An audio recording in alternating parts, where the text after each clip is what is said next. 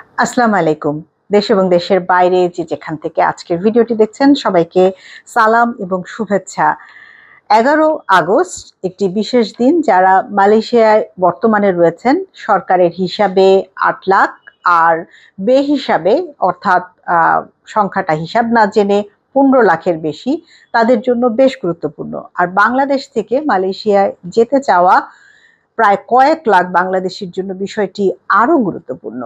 আর সেই গুরুত্বপূর্ণ খবর কতটুকু গুরুত্বপূর্ণ হতে যাচ্ছে, সফল হতে যাচ্ছে, সেই বার্তা নিয়ে আগামীকাল বা ১১ আগস্ট প্রধান উপদেষ্টা যাচ্ছেন মালয়েশিয়া এবং দ্বিপাক্ষিক এই সফরে নানা বিষয়ে আলোচনা হবে, যেখানে মূল গুরুত্ব বিনিয়োগ এবং অবশ্যই অভিবাসন বিষয়।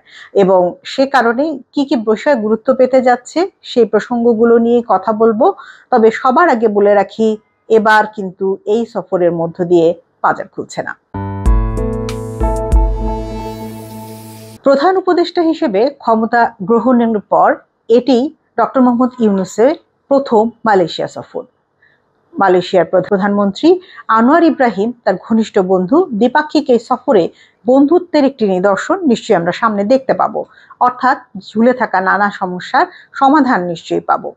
আজকে প্রধান উপদেষ্টা দফতরের পক্ষ থেকে একটি সংবাদ সম্মেলন করা হয়েছে তার এই সফর প্রসঙ্গে। সেখানে নানা বিষয় উঠে এসেছে। আমি মূলত ৫টা বিষয়কে সেখানে গুরুত্ব দিয়ে দেখতে পাচ্ছি। ৫টা বিষয়ের মধ্যে রয়েছে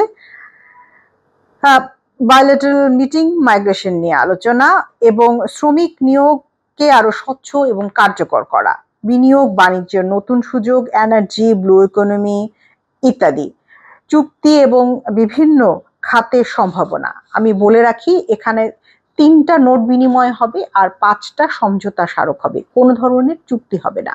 এবং ৩টা নোট বিনিময় এবং ৫টা সমঝোতা স্মারকের কোনোটার মধ্যেই কিন্তু এই বাংলাদেশ থেকে কর্মী নিয়োগের বিষয়টি আরেকবার অনুমোদন অথবা পূর্বের চুক্তির আবার করে এটির সময় বৃদ্ধি, এই ধরনের কোনো কিছু কিন্তু এর মধ্যে নেই। দ্বিপাক্ষিক বৈঠক যেটি ১১-১২ তারিখে হবে পুত্রজায়াতে দুই সরকার প্রধানের মধ্যে, এবং কূটনৈতিক সম্পর্ক জোরদার করা। বাংলাদেশের মূল লক্ষ্যের আরেকটি হচ্ছে আসিয়ান অংশগ্রহণ, অঞ্চলভিত্তিক রাজনীতি এবং কৌশলগত সহায়তা বৃদ্ধি করা, আসিয়ান সদস্য রাষ্ট্রসমূহের মধ্যে নিজেদের প্রভাবকে আরো উন্নত করা এবং একাডেমিক সনদ, সামাজিক ব্যবসায় ইউনূসের অবদান, আন্তর্জাতিক স্বীকৃতি, অর্থাৎ তিনি একটি পদকও গ্রহণ করবেন।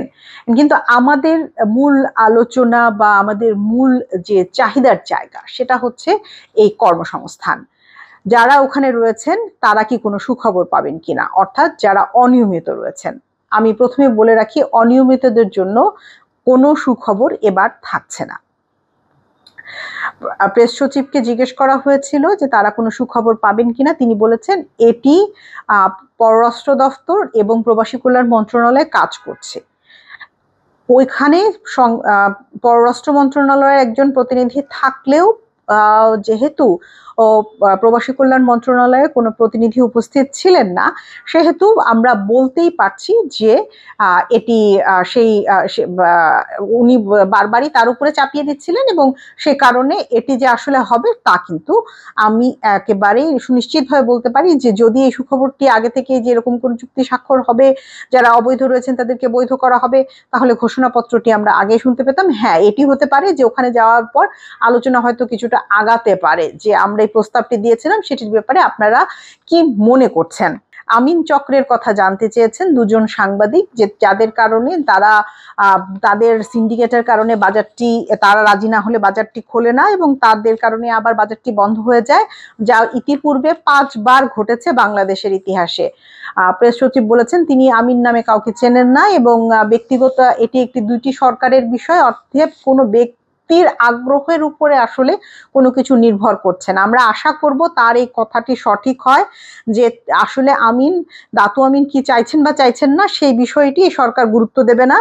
আগের সরকার যেরকম দাতু আমিন কি চাইছেন, সিন্ডিকেট কি চাইছেন সেটিতে গুরুত্ব দিয়েছেন, এই সরকার ব্যক্তি স্বার্থের ঊর্ধ্বে উঠে রাষ্ট্রীয় স্বার্থকে মাথায় রেখে জনগণের কথা চিন্তা করে সিন্ডিকেটের বাইরে যে একটি একটি চুক্তি হয়তো করবেন বা বাজারটি খুলবেন। তারপরে গতবার 22 থেকে 24-এর মধ্যে যারা ওখানে গিয়েছিলেন গতবারের কলিং এ, তারা একটি মানি লন্ডারিং মামলা করেছেন, কারণ সেই মামলাটির আসলে মামলাটি তুলে নেওয়ার জন্য মালয়েশিয়ার পক্ষ থেকে বলা হয়েছিল, বাংলাদেশের পক্ষ থেকে সেটিতে রাজি হয়েছে। তিনি অবশ্য বলছেন যে এরকম কোনো বিষয় তিনি জানেন না। মালয়েশিয়াতে 5 জন জঙ্গি হিসেবে আটক রয়েছে যারা কিনা আইএস এর সদস্য, এমনটি তারা বলেছে। এবং এটি নিয়ে ইতিপূর্বে প্রেস সচিব উদ্বেগও জানিয়েছে। তো উনি বলেছেন যে এটি আসলে উদ্বেগের, এই সফরের সাথে সম্পর্কিত নয় আর একেবারেই। এবং উনি বারবারই যেটি বলেছেন যে স্কিল লেবার, অর্থাৎ আমরা যারা যে সকল কর্মী পাঠাই তারা কিন্তু অদক্ষ কর্মী, ভাষা জানেন না, কাজ জানেন না, সুনির্দিষ্ট খাতে লেখাপড়ার নেই, দক্ষতা নেই। আর কিন্তু তিনি বারবারই বলেছেন স্কিল লেবার যেন বেশি করে পাঠানো যায়, সেই বিষয়টি নিয়ে গুরুত্ব সহকারে আলোচনা হবে। এবং ওখানে যারা পড়াশোনা করছেন তারা যেন ওখানে যে চাকরিটি পান মালয়েশিয়াতে, সেই ব্যাপারে তারা কথা বলাতে আগ্রহী বেশি। এটা হচ্ছে মোটামুটি একটা জায়গা। এখন আরো একটা বিষয় ছিল যে ওখানের কারাগারে বেশ কিছু বাংলাদেশি রয়েছেন যারা মৃত্যুদণ্ডের অপেক্ষায় রয়েছেন, তাদের ব্যাপারে কনসুলার সেবা জোরদার করা হয়েছে কিনা এটিও সঠিকভাবে তিনি সরাসরি কোনো উত্তর দেননি। মোদ্দা কথা, এখানে যে সকল প্রশ্ন তাকে করা হয়েছিল তার বেশিরভাগ প্রশ্নই কিন্তু তিনি বলেছেন যে প্রবাসী কল্যাণ মন্ত্রণালয় জানে, যদিও প্রবাসী কল্যাণ মন্ত্রণালয়ের কোনো প্রতিনিধি সেখানে উপস্থিত ছিলেন না। তবে আমার সব অন্যদের সাথে কথা বলা, আমার ব্যক্তিগত তথ্য সংগ্রহের জায়গা থেকে আমি যতটুকু বুঝতে পারছি সেটি হচ্ছে যে অবশ্যই বাংলাদেশের পক্ষ থেকে অবৈধদেরকে বৈধ করার বিষয়টিতে তাদেরকে বলা হয়েছে।